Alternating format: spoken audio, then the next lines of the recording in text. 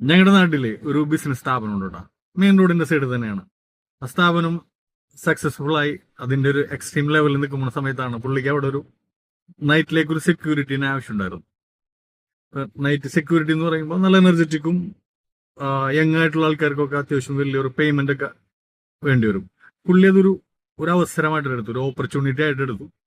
ഇതെങ്ങനെ ഈ ഒരു അവസരത്തെ വിനിയോഗിക്കാം എന്ത് ചെയ്യുന്ന വെച്ചാൽ പുള്ളിക്ക് എന്തായാലും ഒരു സെക്യൂരിറ്റിന് എന്തായാലും വേണം. രാത്രിയിലാണ് കൂടുതൽ ആവശ്യം. അപ്പൊ പുള്ളി എന്ത് ചെയ്തു, മെയിൻ റോഡിന്റെ സൈഡ് ആയതുകൊണ്ട് തന്നെ പുള്ളി അവിടെ ഒരു സെക്യൂരിറ്റി ക്യാബിൻ പോലെ ഈ ഗേറ്റിനോട് ചേർന്നിട്ട് ഒരു ക്യാബിൻ അങ്ങനെ പണിതു. അതിനുശേഷം പുള്ളി ഇങ്ങനെ പതുക്കെ വെയിറ്റ് ചെയ്തിരുന്നു. ഒരു ഓപ്പർച്യൂണിറ്റിക്ക് പുള്ളിക്ക് എന്തായാലും ഒരു ഓപ്പണിംഗ് കിട്ടുമെന്ന് വിചാരിച്ചിരുന്നു. കൃത്യമായിട്ട് തന്നെ നമ്മുടെ നാട്ടിലല്ല പാൻ ഇന്ത്യൻ റീച്ചുള്ള ഒരു ബാങ്ക്. അപ്പൊ ആ ബാങ്കിന് അവിടെ ഒരു ATM കൗണ്ടറിന്റെ ആവശ്യമുണ്ടായിരുന്നു ആ പരിസര പ്രദേശങ്ങളിൽ. കൃത്യമായിട്ട് അവരുടെ എൻക്വയറി ചെന്നെത്തിയത് നമ്മുടെ ഈ സ്ഥാപനത്തിലാണ്. ആള് അങ്ങനെ സമ്മതിച്ചു. ആൾക്ക് അങ്ങനെ മാസം ഒരു റെന്റ് ഇങ്ങോട്ട് കിട്ടി.